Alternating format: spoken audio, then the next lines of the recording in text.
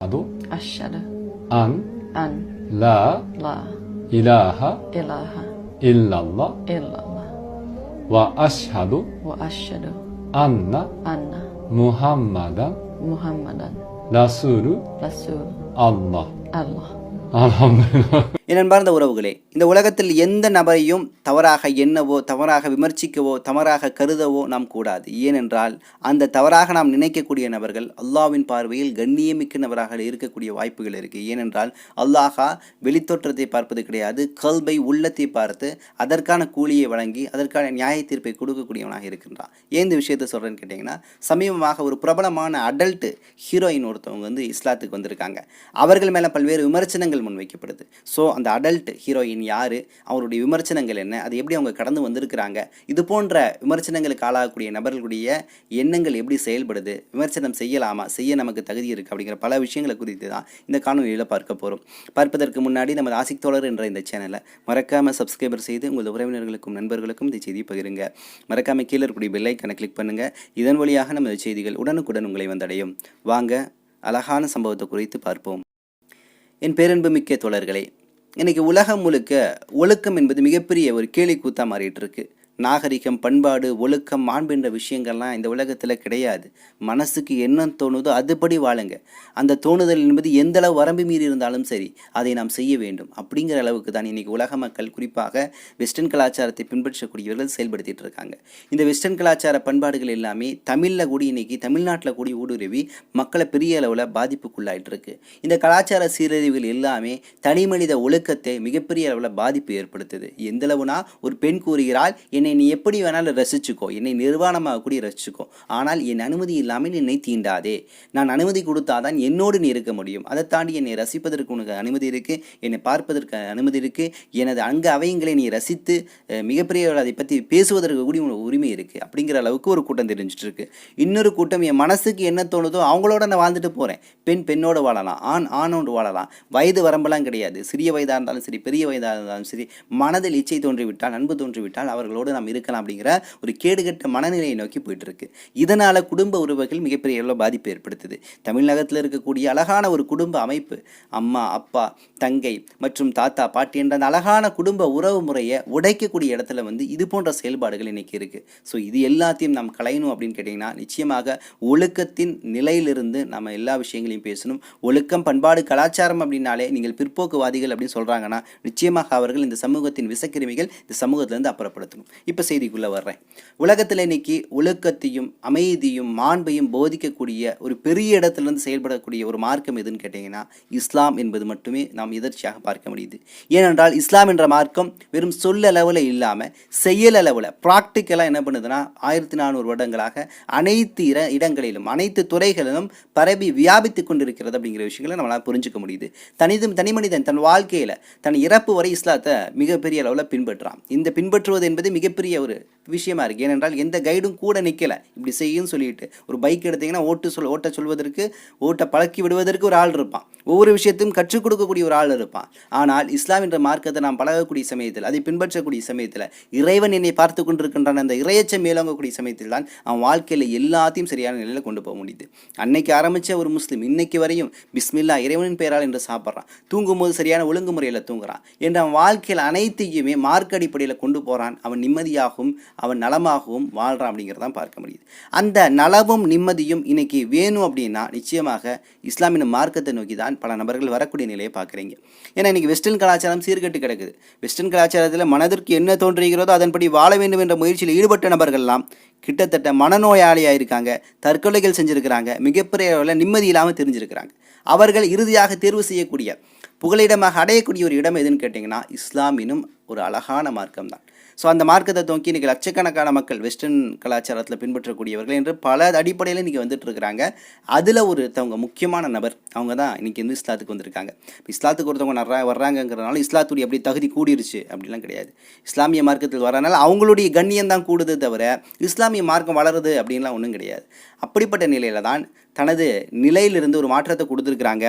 ஜப்பானை சார்ந்த ஒரு அடல்ட் ஹீரோயின். எந்த அளவு அடல்ட்னா, வெப் சீரிஸில் நடிச்சிருக்கிறாங்க, பான் வெப்சைட்டில் இருந்திருக்காங்க, பல இடங்களில் செயல்பட்டுருக்கிறாங்க, ஒரு மாடலாக இருந்திருக்காங்க.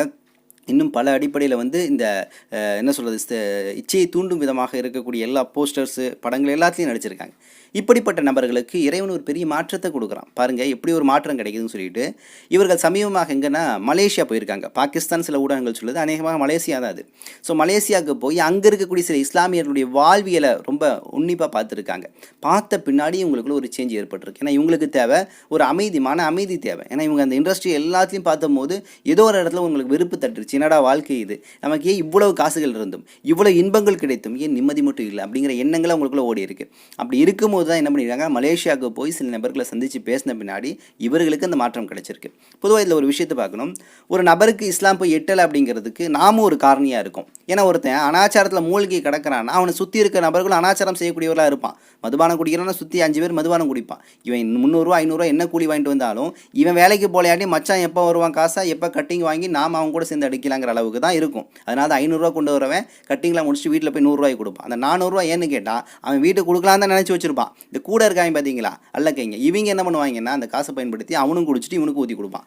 இப்படி தான் பல கேஸுகள் இருக்குது. அது மாதிரி தான் ஒரு தீமை செய்கிறவன் அப்படின்னா அவனை சுற்றி பல தீமை செய்கிறவன் இருப்பான். இப்போ அந்த நிலையில் ஒருத்தனை போய் நம்ம அணுகி பேசும்போது தான் அவனுக்கு அந்த விஸ்டம் கிடைக்கும், அந்த அறிவு கிடைக்கும். ஐயோ நம்ம இவ்வளோ பெரிய மூடத்தனத்தில் எழுதிட்டோமே, மூழ்கி கிடக்கிறோமே அப்படிங்கிற ஒரு நிலை கிடைக்கும்.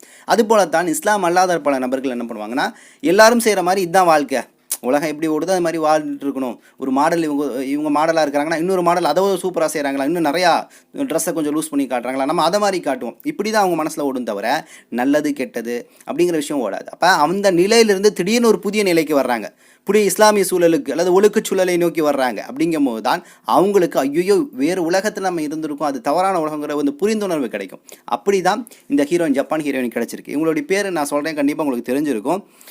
ரீலில் பிளாக் அப்படின்னு சொல்லுவாங்க. ரீலில் பிளாக் இவங்களுடைய அடைமொழி. ரீலில் பிளாக்னா வந்து இவங்க ஹைட் கம்மியாக இருப்பாங்களாமா.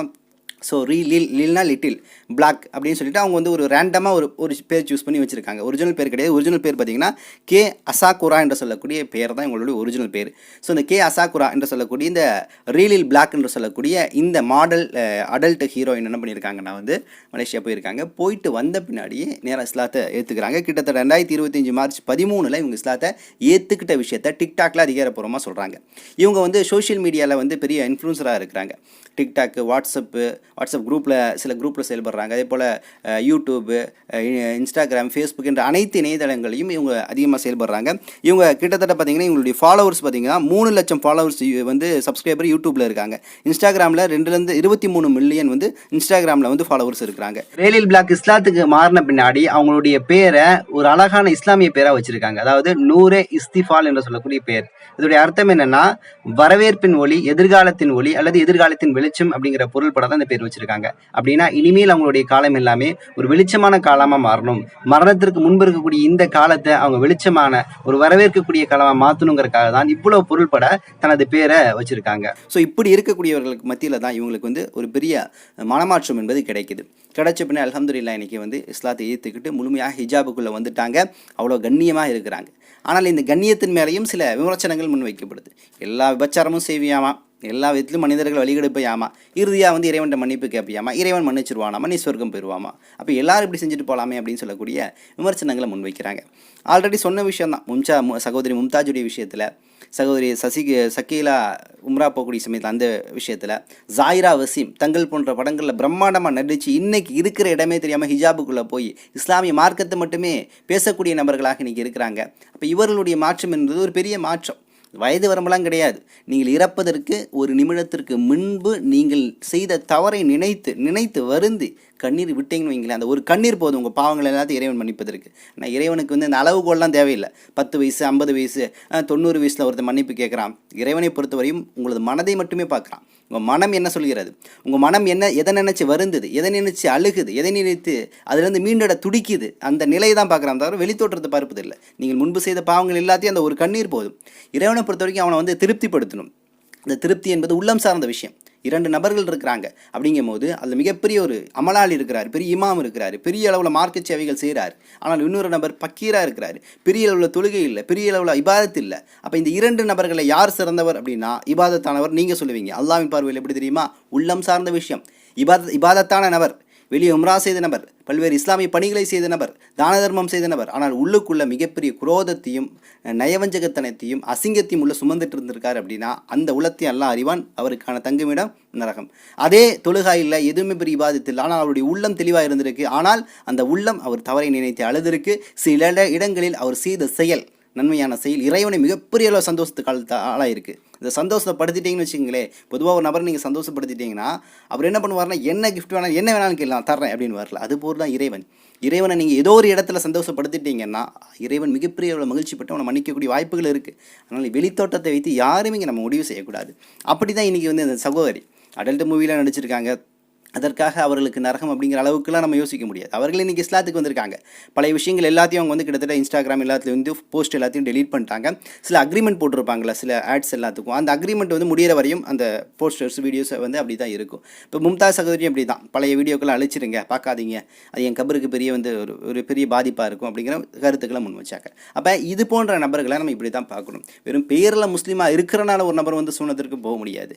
நீங்கள் பேரில் என்ன வேணாலும் இருங்க, சொல்லப்போனால் என்ன சொல்ல, தமிழ் பேரில் இருந்துட்டு போங்க, என்ன பேர்லாம் இருங்க, உங்கள் எண்ணமும் செயலும் எதை நோக்கி உந்தப்படுகிறது அப்படிங்கிறதான் இறைவனுடைய அளவுகோலாக இருக்குது அப்படிங்கிறதான் நாம் பார்க்க முடியுது. இது எனக்கு என்ன ஆச்சரியம்னு கேட்டிங்கன்னா, இவங்க வந்து கிட்டத்தட்ட பௌத்த மதத்தை சார்ந்தவர்கள். யார் நான் சொன்ன இந்த நடிகையாக இருக்கக்கூடிய ரீலில் பிளாக் என்று சொல்லக்கூடியவங்க, இந்த ரீலில் பிளாக் பௌத்த மதத்தை சார்ந்தவர்கள். பின்னாடி அவங்க வந்து கிறிஸ்டியானிட்டிக்கு மாறுறாங்க, கத்தோலிக்க மதத்துக்கு மாறுறாங்க, அங்கே பைபிளை வாசிக்கிறாங்க, பெரிய அளவில் டீப்பாக ரிசர்ச்சே பண்ணுறாங்க. பெரிய அளவில் எதுவும் அவங்களுக்கு கிடைக்கல, நிம்மதியே கிடைக்கல. இறுதியாக தான் அவங்க என்ன பண்ணுறாங்க, ஒரு ஆய்வுக்கு பின்னாடி தான் இஸ்லாம் தான் சரியான ரூட்டு, இதை பிடிச்சா தான் நம்ம என்ன பண்ண முடியும், சரியான வழியில் பயணிக்க முடியும் அப்படிங்கிற நிலையை நோக்கி வர்றாங்க. இல்லை இன்னொரு விஷயம் சொல்லணும், மியா கலிஃபா முஸ்லீம் பல பேர் நினச்சிட்டு இருக்காங்க. அதனால தான் அந்த மியா கலிஃபா நடிகையை வந்து அடல்ட் ஹீரோயின் வந்து எல்லாம் திட்டிகிட்டு இருக்காங்கன்னு சொல்லிட்டு. அவங்க வந்து கத்தோலிக்க கிறிஸ்தவர்கள், லெபனானை சார்ந்தவர்களாக இருக்கிறாங்க. ஸோ இது ஏன் தகவலாக கொடுக்குறேன்னா, அவங்க ஹிஜாபை பயன்படுத்தி சில அவதூறான ஒரு அசிங்கமான படங்கள் நடிச்சிருக்காங்க. ஸோ அதனால அவங்க மேலே விமர்சனங்கள் வைக்கப்பட்டு பெரிய அளவில் எச்சரிக்கை கொடுக்கப்பட்டுச்சு, இஸ்லாமின் கண்ணியமான ஆடையை இதுக்கெல்லாம் பயன்படுத்தாதுன்னு சொல்லிட்டு. ஸோ இது போல தான் நம்ம வந்து இந்த செய்திகளை பார்க்க முடியுது. ஸோ மேபி இதோடு சேர்த்து இன்னொன்று சொல்லணும், இந்த ரமலான் காலத்தில் பல நபர்கள் இஸ்லாத்துக்கு கன்வெர்ட் ஆகிட்டாங்கிற செய்தி பரவுது. எல்லாமே உண்மை கிடையாது. இந்த நேற்று பாருங்கள், எர்லின் ஹாலாண்ட் என்று சொல்லக்கூடிய ஒரு ஃபுட்பால் பிளேயர், நார்வேவை சார்ந்தவர், இவர் வந்து இஸ்லாத்தை ஏற்றுக்கிட்டார் அப்படிங்கிற செய்தி காட்டுத்தீ போல பரவிட்டு இருக்கு. இது உறுதிப்படுத்தப்படாத செய்தி, அவர் கூட இன்னும் உறுதிப்படுத்தலை. புகைப்படங்கள் இன்றைக்கி எப்படி பரவுதுன்னா, ஏஏ வழியாக அவர் இஸ்லாத்துக்கு ஏற்றுக்கிட்டா எல்லாரும் இப்படி துவா செய்கிற மாதிரி, முசாஃபா பண்ணுற மாதிரி எடுத்து போட்டு விட்டுறாங்க, இஸ்லாத்துக்கு ஒரு மாறிட்டார், அவர் மாறிட்டார்னு. எதுக்கு தேவையில்லாத போலியான விஷயங்களை இஸ்லாத்தின் பெயரால் இஸ்லாத்தை சீர்குலைக்க வேண்டும் என்று இது ஏஐ பயன்படுத்தி பண்ணிட்டு இருக்காங்கன்னு எனக்கு புரியல. வியூஸுக்காக பணத்துக்காக தான் பண்ணுறேன்னா உங்களுக்கு தங்குமிடம் அல்லாஹ் தான் பாதுகாக்கணும். கொஞ்சம் நவுதுபில்லா நம்ம சூதானமாக இருக்கணும். ஏஐ வீடியோ பயன்படுத்தி ஈமானை அதிகப்படுத்துகிறாங்களாம். என்னென்னா, ஒரு கார் போய் அப்படியே விழுக போகுது, டக்குன்னு அந்த ரோடு வந்து ஸ்டாப் ஆன இடத்துல அப்படியே நின்றுறது, பார்த்தா ஒரு பறவை குறுக்க போயிடுது. இப்போ இது போல் ஏன்னா இறைவன் பாதுகாத்துட்டான் பார்த்தீங்களான்னு. அப்போ போலியான வீடியோக்களை பயன்படுத்தி இறைப்பற்றியை வளர்ப்பது என்பது நிச்சயமாக அது மிகப்பெரிய கேவலம். அது வேலையை நீங்கள் வந்து காசுக்காக தான் செய்கிறீங்கிறது வெளிப்படையாக தெரியும். தயவு செய்து அதெல்லாம் செய்யாதீங்க. இயற்கையாக எங்கேயாவது நிகழ்வுகள் நடந்திருக்கு, அதை பதிவு செய்யுங்க. ஏஐ வழியாக உருவாக்கி ஒருத்தனுக்கு ஈமான ஊட்டணுங்கிற தேவைகள் இங்கே ஏதாவது இருக்கா? அப்போ நிச்சயமாக இதில் நம்ம கண்ணும் கருத்துமாக இருக்கணும் அப்படிங்கிறத இந்த செய்தியின் வழியாக நம்ம பார்க்க முடியுது. ஸோ இன்னும் சில தகவல்களை திரட்டி கொண்டு இன்ஷா அல்லாஹ் விரைவில் வந்து உங்களை சந்திக்கின்றேன். நன்றி. அஸ்ஸலாமு அலைக்கும் வரஹ்மத்துல்லாஹி வபரகாத்துஹு.